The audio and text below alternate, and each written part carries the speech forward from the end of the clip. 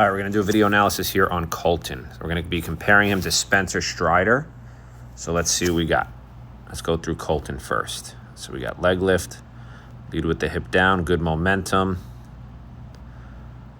Arm path, a little bit of arm drag right here. Finish, not so stable. All right, so we got some good stuff. We got some stuff to work on. Stride looks all right. Load looks good. Let's compare him to Spencer Strider. So Spencer Strider is obviously a finished product. This is one of the probably the most elite, undersized pitcher in the world right now. So we always want to compare ourselves to him. He obviously makes it look easy. It's not that easy, as you'll see, but it just kind of gives you a good visual to see what we're working towards. So we got Spencer Strider. See how he gets into leg lift, and he's going forward and down, leading with his hip.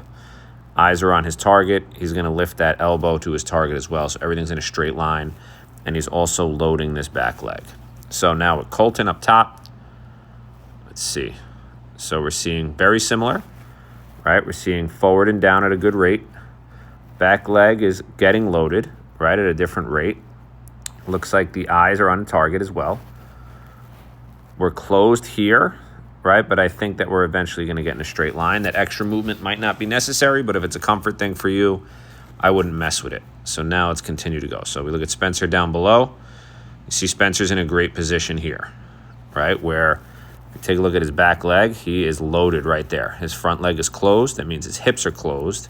His arm is straight down, right? Eyes are still on his target. His front side is going to be coming up as well to kind of anchor him and keep him in a straight line. Now, when we get Kolten in that position, all right, back leg, nice and loaded. Looks pretty good, even though you are kind of falling forward a little bit. I know you kind of hunch a little bit. That's your style. But you don't look as loaded as Spencer Strider if you just compare the two right there. So we definitely want to get you a little bit more stacked on that back leg. I really do like that this front leg is closed, meaning that the hips are closed right here, as you can see.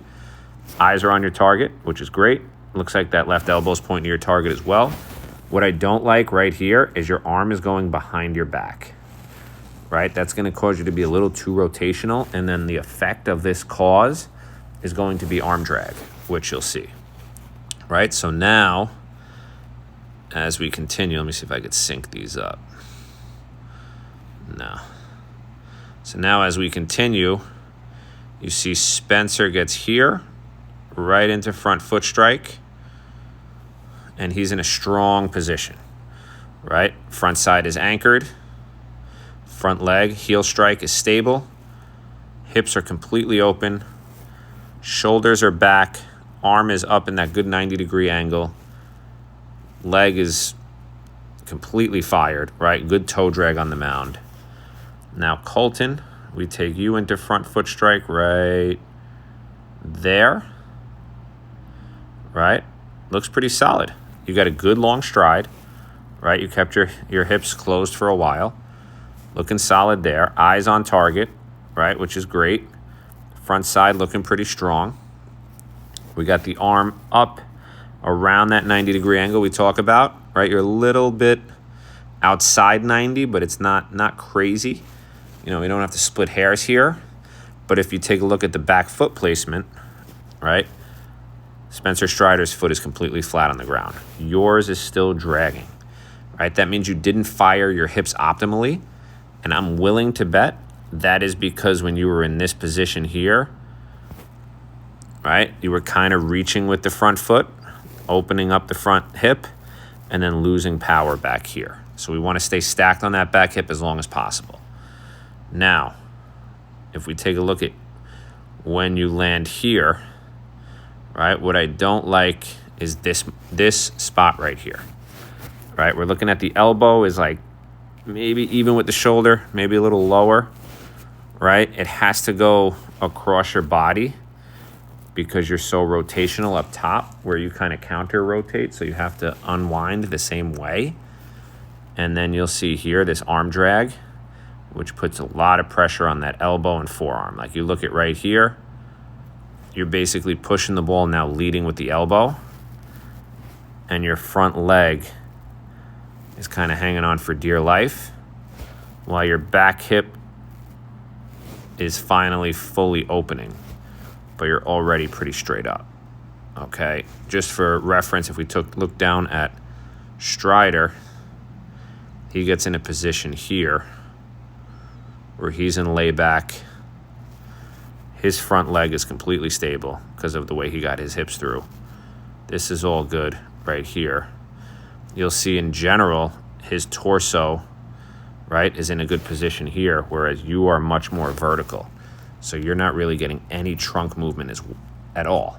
So that's what's hurting your velocity too, and putting more stress on the arm. Now, I know it's blurry down below, but you can see his arm is like this position here, where it's kind of like catapult back, and then it would go forward as he throws, if you could see that right there. And as he throws, right, you see that knee come in because it causes that trunk to go forward. If you see that right there, boom. That's the position we want to get to. That's a power multiplier. That's really how we use the ground and our lower body to explode. Now, in your position up here, right, if you just compare these two pictures right here, it's easy to see which one is a stronger position. And this is where optimal stress is going to be on the arm. So we want to be in a better position to be able to eliminate the stress on the arm. So I want that elbow to be a little higher. I don't want you to be as rotational, because now as we finish the throw, you're getting good extension, but you're leading with the elbow and kind of flicking here, not using your body enough, and then just kind of finishing the throw. Right, you kind of fall, you're not really falling off too bad. I mean, you do over-rotate now that I'm finishing the clip. You are over-rotating here, and that's because your hips are just coming in late, right? Remember, when we're in this position here, your hips are not fully open. So by the time they fully open, now you've already thrown, and the energy has to go somewhere, so it goes off to the side, right? So now the next question is, how do we fix this? Right, so we want to be in a position here where when we get out, right, we want to drop down to the pocket, like I talk about in the drills I send you. Boom, look at Spencer Strider, drop down to the pocket. You're going back here. So even the hitter can obviously see the ball behind your back as well, so it's easier for the hitter to see. And since you're counter-rotating this way, you have to in turn rotate back the other way and unwind, which is why you're getting all this arm drag right here.